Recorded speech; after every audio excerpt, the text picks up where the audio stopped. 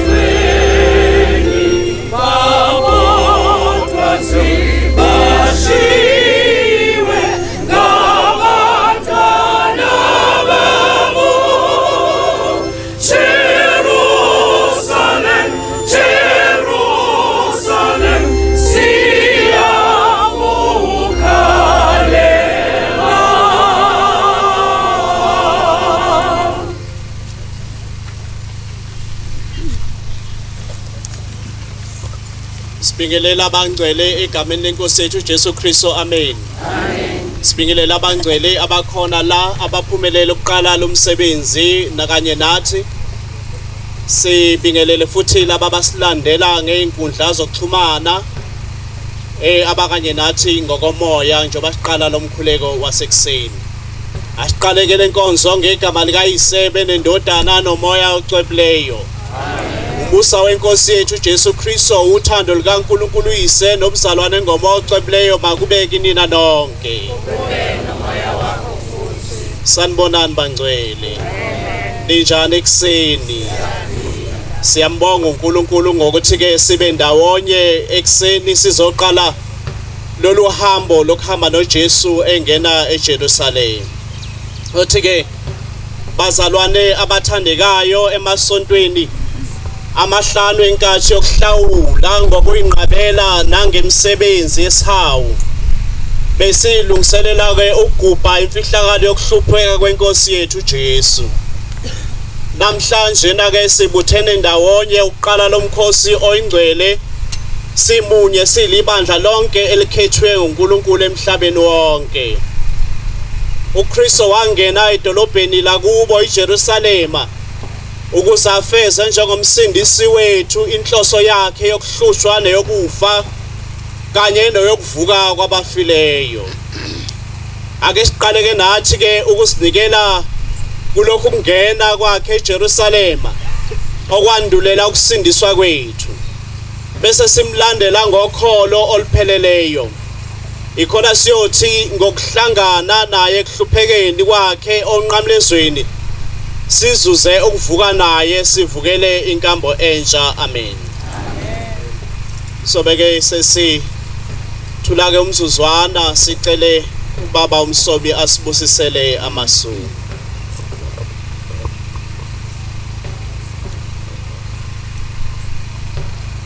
Inkosi mayibe nani ibe nomoya wakho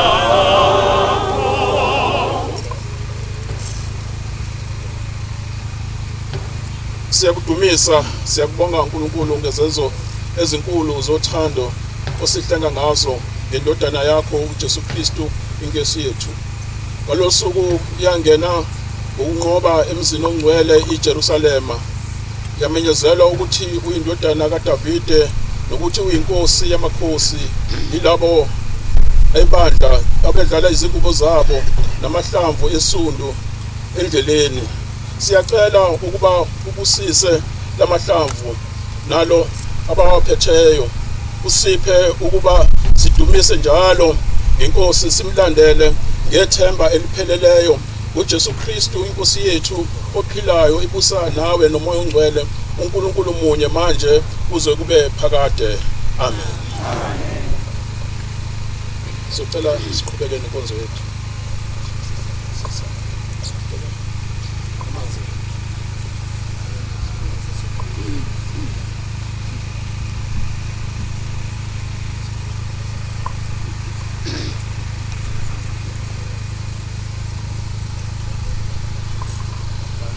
siyawabusisa ke lamahlamvu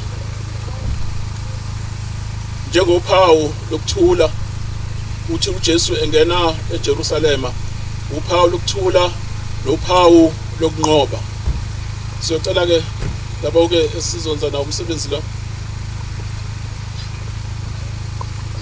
lamasundu lawa amele uphawu lokuthula laba bengenakho ukuthula enhlizweni zabo lamahlamvu amele uphawu lokunqoba ngoba wonke imoya emibi imoya kaSathane sithi sinqobile ngoJesu Kristu waseNazaretha uma uphethela umahlamvu thana unqobile kuyo yonke imoya ekhona kuzo zonke inhlupheko kuyo yonke indlala ukho konke ukuhlukunyezwa ngegama lika Jesu Kristu waseNazaretha amen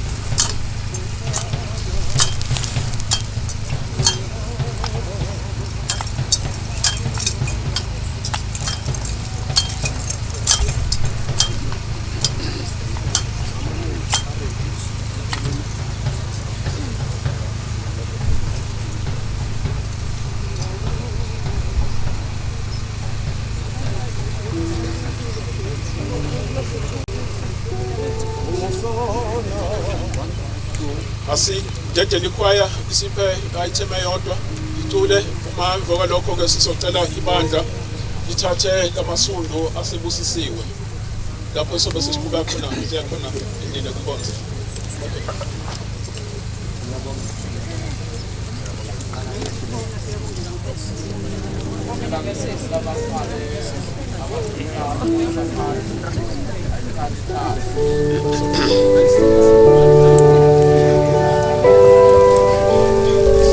I-altar party ayithathe noseva bathathe ngoba kuzoze kube nesiminyamini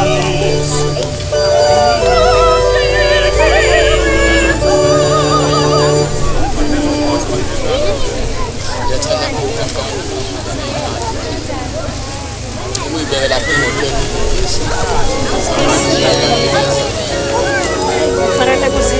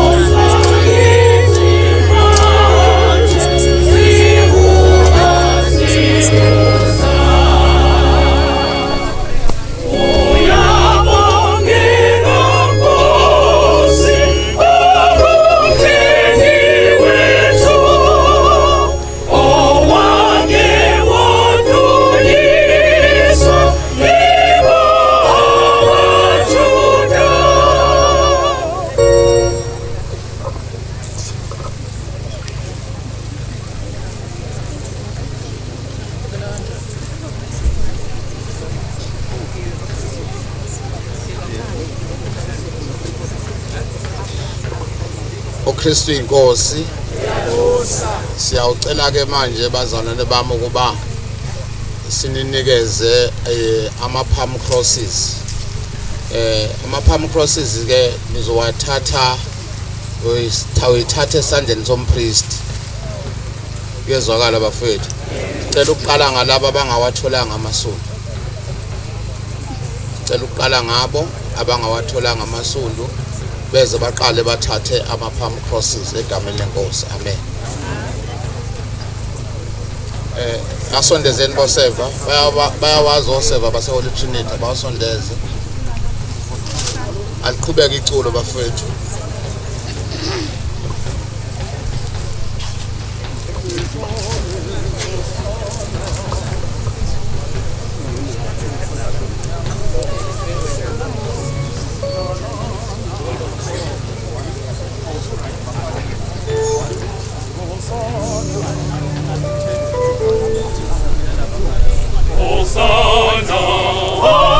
Hosanna, Hosanna, Hosanna.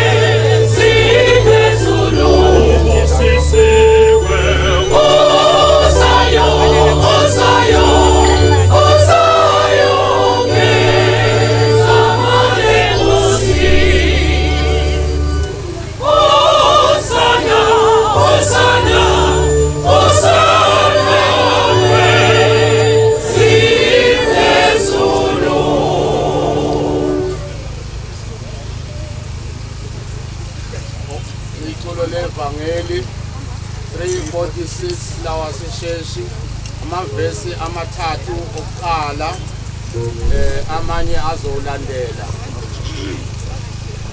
Iculo 3:46 lawa sesheshi amavesi amathathu okuqala bese sifunda ivangeli bese kulandela alandelayo.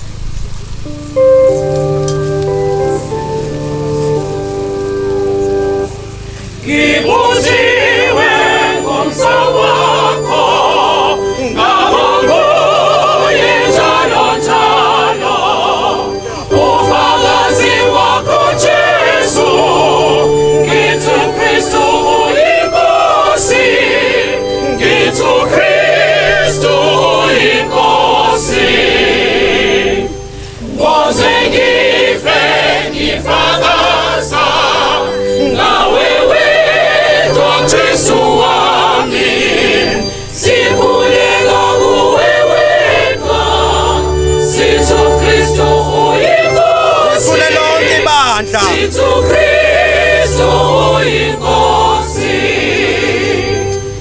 fano wami kubo wakho ubusiswe kukhanyiswe uqiniswe kuqondiswe Uzu Kristu uyinkosi Uzu Kristu uyinkosi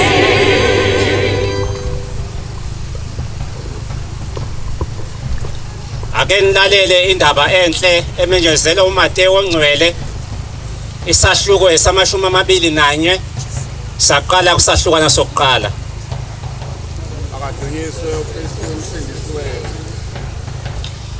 Kwathi sebesondele eJerusalema sebefikile eBhethifage ngasentabeni yeminqumo uJesu wathuma abafundi ababili wathi kubo hambani niye emzaneni oqondene nani nxa nifika niza kufumana imbongolo ikhulekiwe nethole linayo zithukululeni nizilethe kimi uma kukhona umuntu osho utho kini niyakuthi inkosi iyazidinga uyakuzibuyisa ngokusheshsha lokhu kwenzeka ukuze kugcwaliseke okwashiwo ngumprofeti ukuthi yishoni kuyo indodakazi yaseZiyoni nithi bheka inkosi yakho iza kuwe ithobekile igibele embongolweni yebo etholeni inkonyane yesilwane esiboshelwayo abafundi bahamba benza njengoba uJesu batshelile bayilethe imbongolo nethole base bebeka ingubo zabo phezukwazo uJesu wayesehlala phezulu kwezingubo isixuku esikhulu sendlala ingubo zasendleleni abanye bagawula amagantshi emithi bawendlala endleleni isixuku ezayihamba phambili nezazimlandela zazimemeza zithi Hosana kuyo indodana kaDavide ubusisiwe ozayo egameni lenkosi Hosana kweliphezulu wathi esangena eJerusalema umzonke wanyakaza uthi ngubani lona na? Ixuku zazithi lo ngumprofeti uJesu waseNazaretha laseGalile. uJesu wangena ethempelini waxosha bonke abathengisayo nabathenga ethempelini, wagumbuqela amatafula abashintshisa ngemali nehlalo zabathengisa amajuba. Wathi kubo, ulotshiwe ukuthi indlu yami iyakubizwa ukuthi indlu yokukhuleka, kepha nina nenza umhume wabaphanga. Kwase kufika kuye imphumputhe nenyonga esethempelini wayiphulukisa.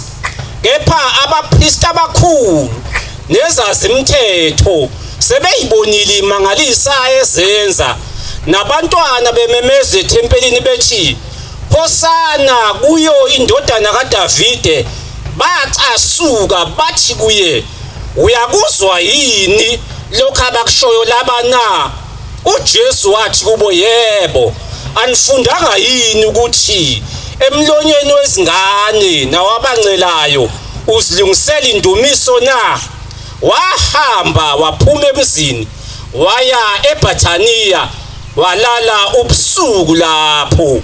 Kepha ekuseni ekhuphukela emzini walamba, wabona umkhiwane owodwa ngasendleleni. Waya kuwo kodwa akatholanga lutho kuwo ngaphandle kwamaqabunga kuphela. Wayesethi kuwo, ungabe kusavela sithelo kuwe naphakade. Umkhuwane wabuna ngaso leso sikhathi. Bekubona lokho abafundi bamangala bathi, umkhuwane ubune masinya kanjena na? uJesu wabaphendula wathi kubo, ngiqinisile ngithi kini, uma nikholwa ningangabazi anyakwenza kuphela lokhu okwenzeke emkhiwaneni, kodwa noma nithi kule ntaba zimbuka uphonse kolwandle, lokho kuyakwenzeka. Konke enyakucela emkhulekweni nikholwa nyakukamekeliswa. Ivangeli likaKristu leli.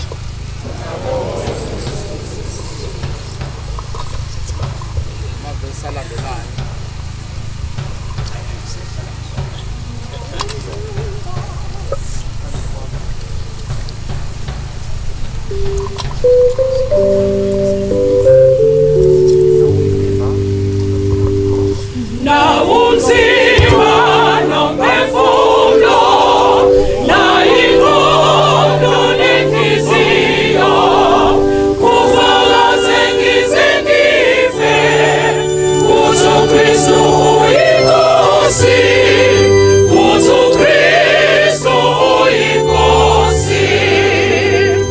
Thatha umlomo wami nalulimi nezindebe, konke okuphuma kimi, kuthi uKristu uyinkosi, kuthi uKristu uyinkosi.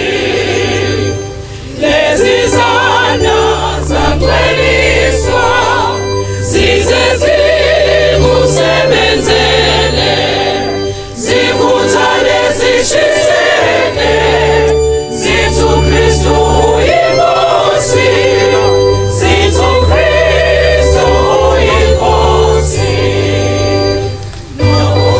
Nokuzimisela kwami kuqondiswe kuwe njalo, ngokuthetha intando yakho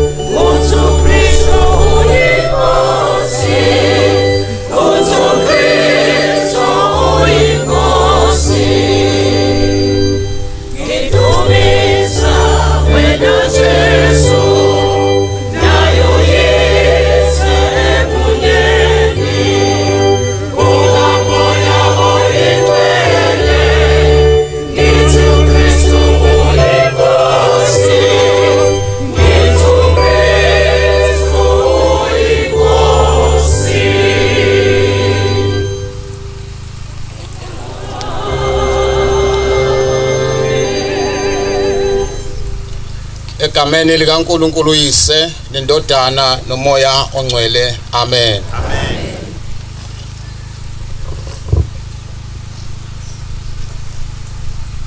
uJesu ungena eJerusalema egibele imbongolo ngendlela yokunqoba. Lokhu kuyamangalisa ukuthi ungena ngendlela yokunqoba eJerusalema, kodwa isilwane asigibeleyo asimataniswa nokunqoba.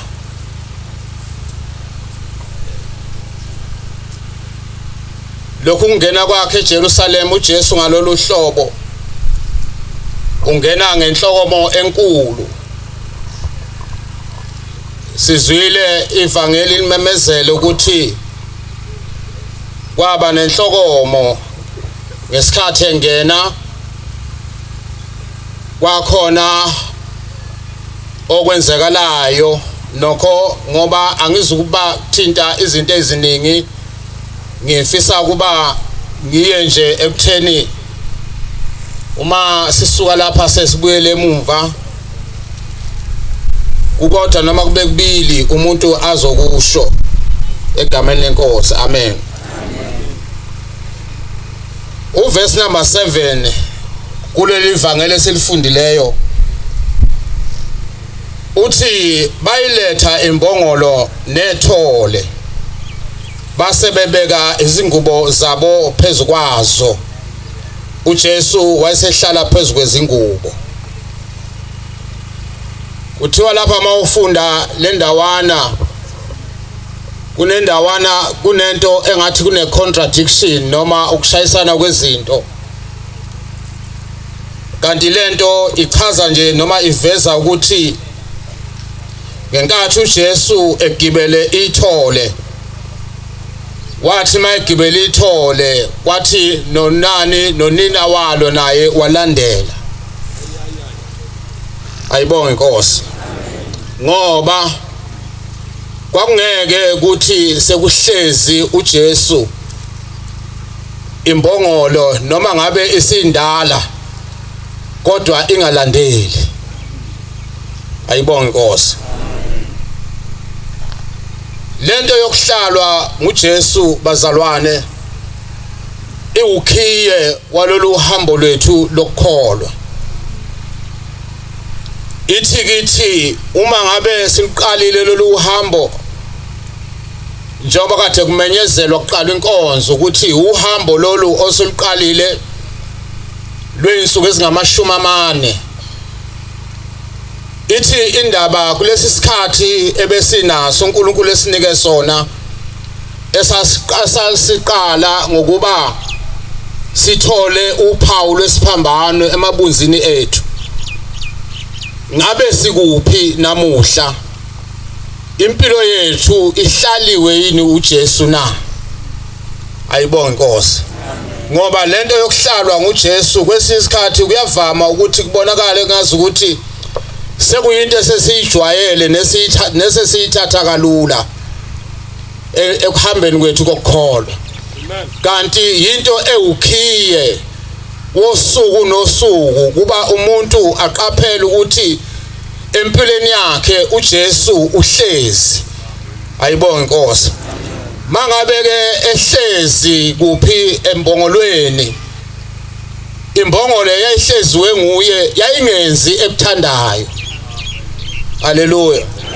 Ngoba osehleziwe nguJesu akenzi anjani akuthandayo.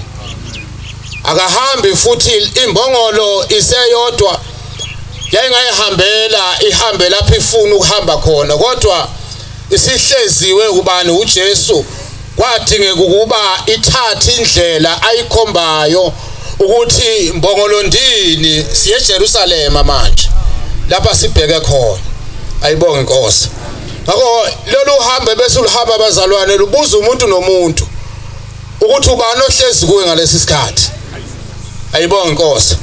Uhlalile yini uJesu? uJesu litholile lindawo kuphi empilweni yakho noma it was just an exercise ngenxa yokuthi vele sijwayele lezi zinto siyazazi ukuthi ziyenziwe khona isizini kaLent ngakho uma kunesizini kaLent fanele sithole uphawu emabunzini lomlotha kanti uNkulunkulu ujulile akubizayo ngale kwalokho udinga ukuba umuntu ahlalwe nguJesu usuku lwanamuhla masiphumele ngaphandle besiphuma namuhla simemezela ukuthi kukhona inkosi ekwazi ukuhlala empilweni yomuntu kushintshe ukuhamba kwani komuntu egameni likaJesu.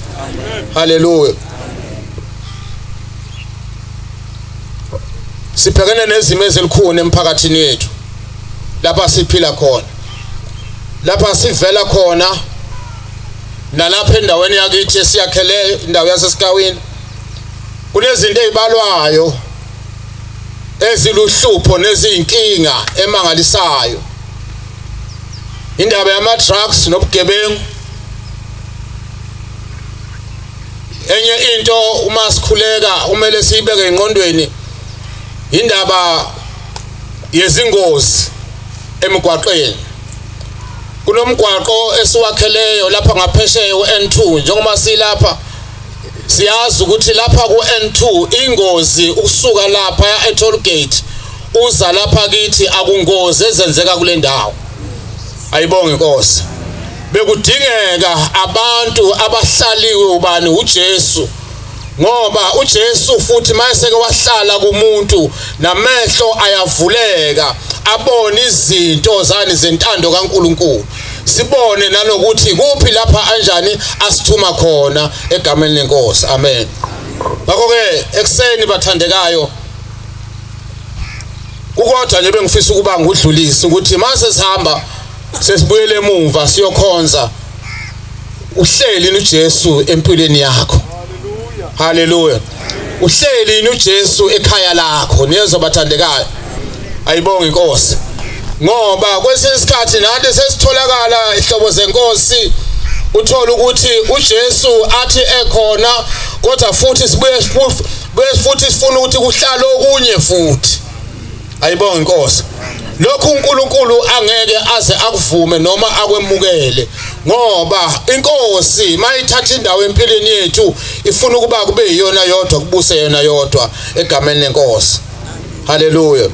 Ngakho ke uhambo lolu masi kulolu hambo siqala futhi namuhla iviki elingcwele uma siqhubeka kuleli viki elingcwele sizobe sikhonza indaba isasho into eyodwa yokuthi makahlala uJesu kimi nakuwe ngoba okuzawulunga nokuzawulungisa isimo ukuhlala kukabani kaJesu empilweni yami nasempilweni yakhe egameni lenkosi ayibonge inkosi.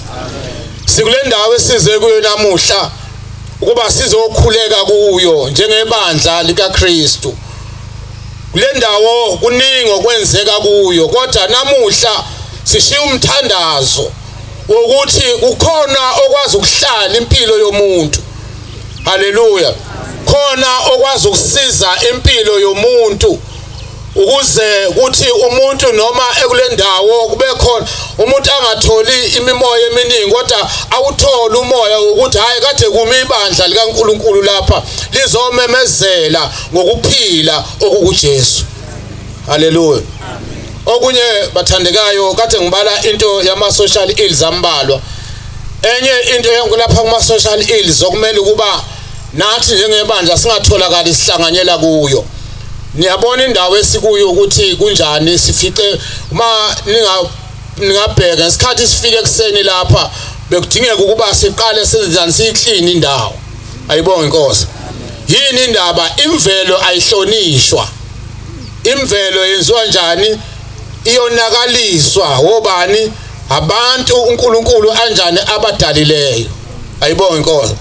Uma ungabheka ukuthi lapha amabhodlela ashiya lapha ashiwe lapha ashiwe ngabantu abanengqondo ephilayo kodwa umuntu uyakwazi ukuthi athe suka endaweni ayifice iclean ayishiya ingcolile ayibonge inkosi.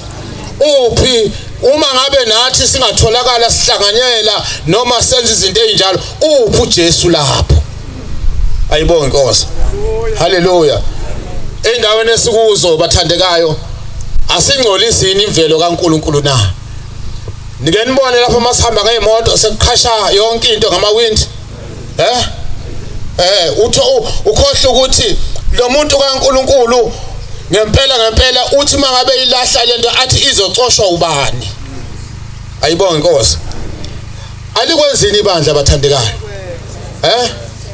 Asikwenzini ukuthi masifike endaweni indawo zishinjani ingcolile sinecala phambi kaNkuluNkulu ngoba lona ohlezi kithi akasibizeli ukwenza njalo egameni lenkosi. Haleluya.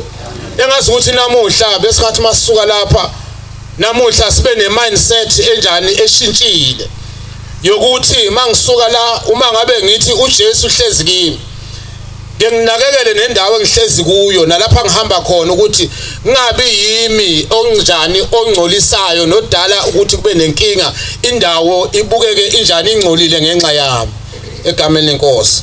Haleluya. Ekseni engazi ukuthi uJesu bengahlala kuwe engathi bengahlala kimi ngoba ukuhlala kukaJesu ikhona okulungisa izinto ekuphileni kwami.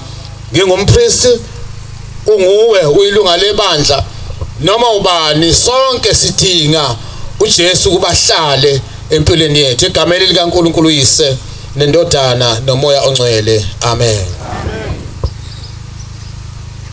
Then sings my soul, my Savior call to thee. Hear how great thou art, how great thou art. Then sings my soul, then sing my soul, my Savior call to thee. How great thou art, how great thou art, how great thou art. Ngathi bengifisa uba kuleli thuba simngene emthandazweni egameni lenkosi. Lo athi inkosi Jesu nangu mina hlala kimi kabusha. Nangu mina ekseni I surrender all unto you egameni lika Jesu. I surrender all. Oh, I surrender all, to thee, my blessed Savior, I surrender. I surrender, I surrender all, I surrender all, to thee, my blessed Savior, I surrender. Lesizwakala isizwe lethu enkosini ngesimo sendawo yethu egameni lika Jesu. Okunye kwakho nathi kuyasithinta. Ake simemeze sithi inkosi nakho lapha sikhona siphakamisela kuwe egameni lika Jesu. Asikhuleke baba wethu ongcwele uNkulunkulu wethu phakade. Uyithemba uNkulunkulu wamabalibheka selaphuma ubala. Sibuthene Nkosi, sibuthene njengezingane zakho uNkulunkulu ophakade. Kuningi inkosi okusikhathazayo, kuningi ukunyakazisa ukuphila kwethu. Nendawo Nkosi esiyakheleyo yasesikhawini ihlaselwe izinto eziningi uNkulunkulu. Abantu bakhe abadala lezi inkinga obadale ngomfanekiso wakho bafuza wena uNkulunkulu. Siyakhuleka baba wethu ongcwele egameni lika Jesu kuthi uNkulunkulu usizo luvela kuwe kuphela. Siza ukuphila kwethu Nkosi Jesu. Hlala kithi impilo yethu iqhakelwe nguwe. Wena uNkulunkulu othembekileyo. Siyabonga baba wethu ekseni. Phakeme wena kakhulu uthembekile.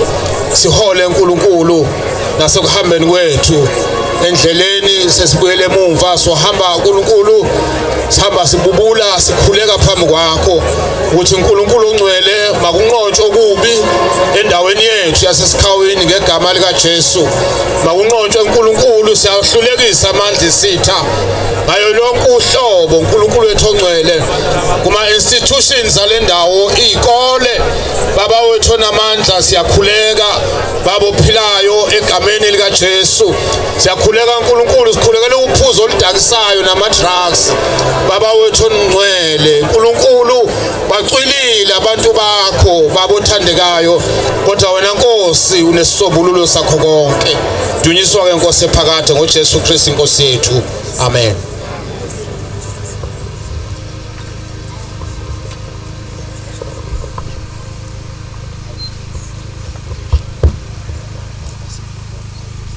Siyabonga kakhulu kubaba ngezwi asesinike lona ekseni sesizolungisela ke ukubuyela ke emakhaya ethu eJerusalem endlini zethu zokukhonzela sizocela ke ikhwaya isiphe ke amavesi ambalwa engomeni yokugcina bese sehlukana sicela ikhwaya isilungisele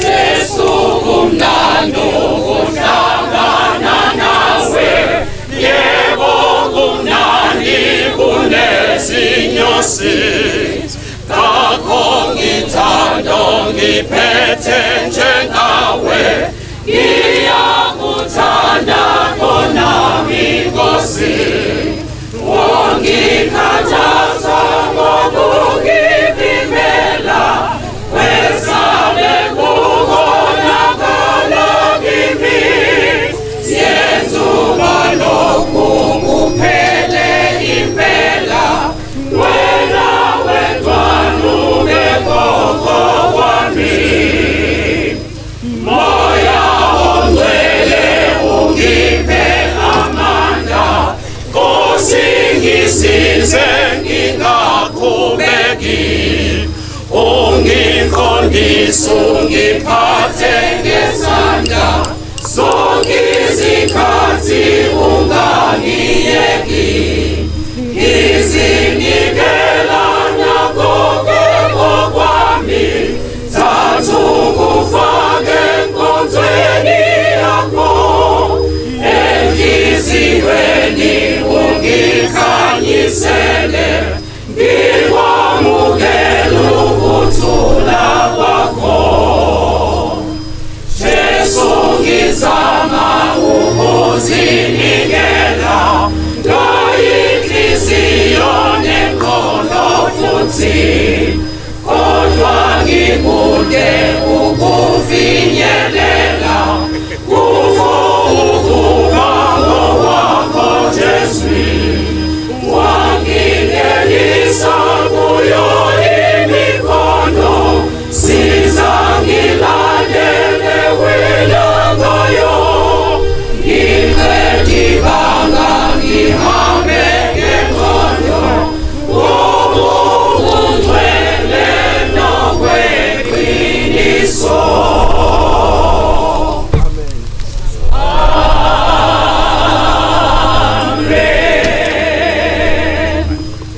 bekumnandi sindawonye bangcwele manje ke sifisa ukuthi egameni labefundisi abakhona kule ndawo abahlele lezi inkonzo nabaphathi balamabandla lana ahlangene kule ndawo namhlanje kuseni sifisa ukunifisela iphasika elihle sifisa uNkulunkulu sengathi anganibusisa njoba ubabeshila ukuthi siqala izinsuku iviki elingcwele singathi ke uJesu Kristo oyena simlandelayo ngaphila phakathi kweimpilo zenu asiphele lawo manzi awathembisa wesifazana ukuthi okholwa kuyena phakathi kwakhe kuyogobhoza umthombo wamanzi okuphila maniphiwe ke uxolo bangcwele sinifisela konke okuhle uNkulunkulu anilondoloze anigcine size sibuye futhi sibonane ngokuzayo sifiselana nje oseduze uxolo umphisibusiso bese sibamba indlela ebheke eJerusalem siyokhonza uNkulunkulu sicela ikhwaya isiphi chorus elimnandi esizohlukana ngalo bese sithatha ke indawo zethu. Siyabonga.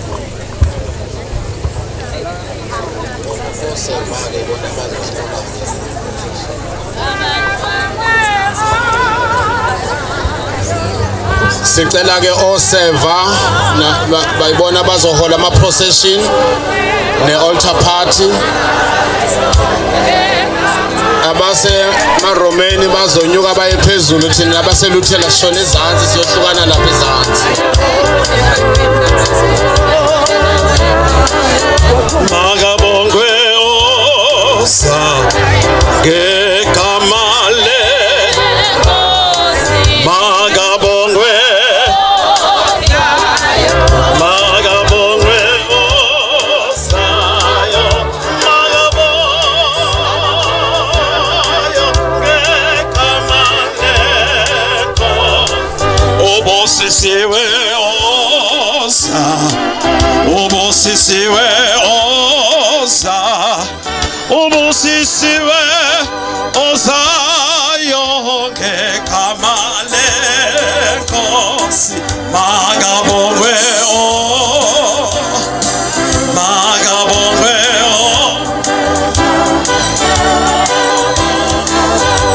ozayo makabongwe makabongwe oza, makabongwe ozayo ngegama lenkosi. Obosisiwe oza, obosisiwe oza, obosisiwe ngegama lenkosi. Makabongwe oza, makabongwe ozayo, makabongwe ozayo ngegama lenkosi.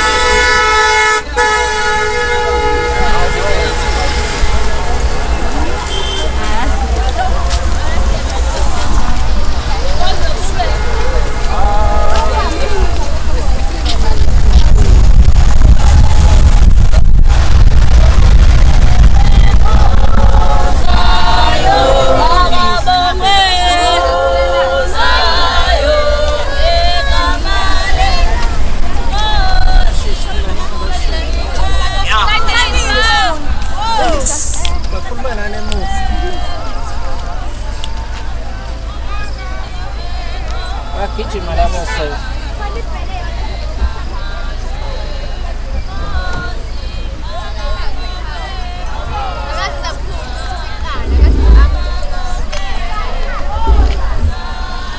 Twase sana.